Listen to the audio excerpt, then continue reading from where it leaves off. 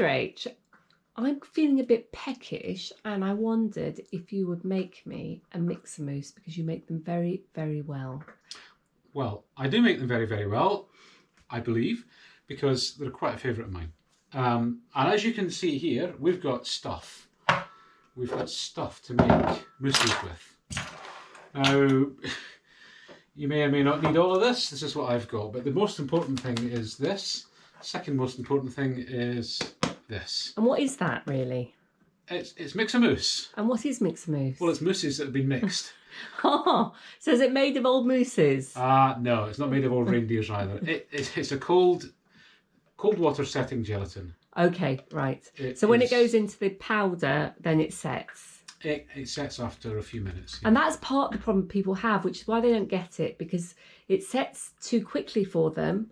And then what happens is they end up with little worms. Yeah. How do you manage the worms? Well, I'll show you. Okay. It's not difficult, but there is a procedure, and then at the end of the 10 minutes or so, you've got to have a lovely, smooth, fluffy mousse. Excellent. So we've got mixer mousse, we've got the powder, we've got the shakes, we've got banana. I'm just going to come a bit closer to you so that we can have a close-up of the lovely shakes. I shall go back. We've got banana. Okay. We've got strawberry. Mm-hmm. We've got cappuccino. Oh, nice. I'm going to put that to one side because I think I'll use cappuccino. We've got chocolate caramel biscuit shake. Oh, wow. That would be good as a mousse. I haven't had one of those for a while. I might try one of those later on. Vanilla. My favourite. Used to be a favourite of mine. Chocolate That's mint. my absolute favourite. Do you want me to make a chocolate mint one, or do you want the cappuccino one? Oh, the cappuccino fluffs up so well. I'm gonna stick with the cappuccino. Chocolate. Yum. Now I've also got the two smoothies. These do make mousses, but they don't make them as well, do they? Really? Blackcurrant and apple and the cherry. They're not as fluffy. No. I don't know why. There must be something inside here that doesn't make them quite as fluffy as these sort of more traditional shakes. But they're all good. They're all good. Yeah. The one thing I didn't bring down was the hazelnut and chocolate, the new hazelnut and chocolate, not the old hazelnut and chocolate. I'm going to leave that for now. Yeah, we haven't tested that, have we yet? We haven't tested it ourselves as a mousse. We've tested it as hot, we've tested it as cold, and it is lush. Yeah, but maybe we ought to do a field test of it with a mousse, and then we can report back. Another day. Right, so what I've got a stick blender. Now this stick blender, we've got a flat blade. It's not flat because it's actually beveled on one side. If all you've got is a stick blender with a sort of spiky blade like that, that'll work fine. Yeah. This one I think can incorporate a little bit more air if you've got a blender that can do that. So that's that. We've got a beaker for the blender. Now we've also got cold water. If you're going to make a lot of these, it's well worthwhile putting a bottle of water in the fridge and keeping it cold, keeping it chilled. At the moment it's winter, this is straight out the tap. I let the tap run for a few minutes, chill everything nice and down, and then we've got reasonably cold water. The secret of this is really to have cold water. Now on the packet it says 150 ml, doesn't it, of cold water? On here it says minimum 150 ml. On your mousse packets it says 227 mils. So that's for a shake. For a shake, I'm using about 200. Yeah. Do have a check. If you use 150, you're going to get quite a thick, creamy, set mousse. If you use more like a jelly, isn't it? Really? Yeah, more like a jelly. And I like it a bit looser than that. Yeah. I've got a spatula and I've got a teaspoon. So here's the trick. Now, 101 Diet used to supply these little blue scoops with the tubs. In the interest of saving the planet, they no longer supply that, and they suggest 2 level teaspoons. We've got a small number of these spare from our own uses, so the first couple of people who order these in the next month or so will throw in one of these blue spoons. You got your powder inside your shake. Can I just see what you're doing there? So you're just mixing it together like dry ingredients if you're making a cake? Well, exactly. I'm just making sure it is very, very thoroughly mixed. Okay. And this stop the sort of tadpole things? This is the first stage of stopping the little sort of solid flecks of mousse. the second stage is speed. And so I'm just going to put all of this away, out of the way for now, because we don't really need it. Now I've got my blender in my hand, plugged in, ready to go. I've got this in here. I'm going to basically, as quickly as I can, because the longer you leave this unmixed, the more chance you've got of getting lumps in it, or little stronger lumps. So straight in, start whizzing. Whiz it around.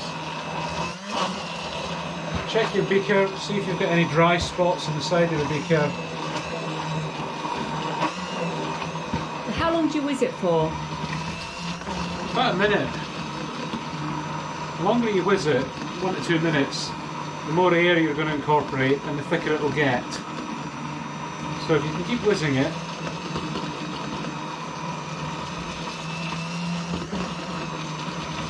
now it's going to become a creamier, smoother, fluffier mix. And the cappuccino particularly fluffs up exceptionally well, doesn't it? It does, it does. If you do the cherry and strawberry and the apple and blackcurrant, That's right, yeah. it actually doesn't matter. Once it's all incorporated, you might as well not go through this process, because to be honest, it makes very little difference. They're more like a jelly type thing rather than a sort of mousse type thing.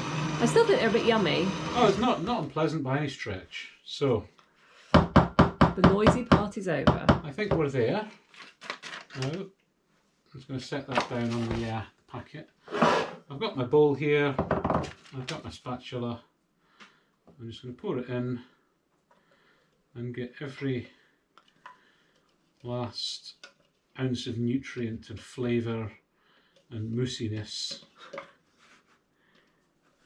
into our bowl.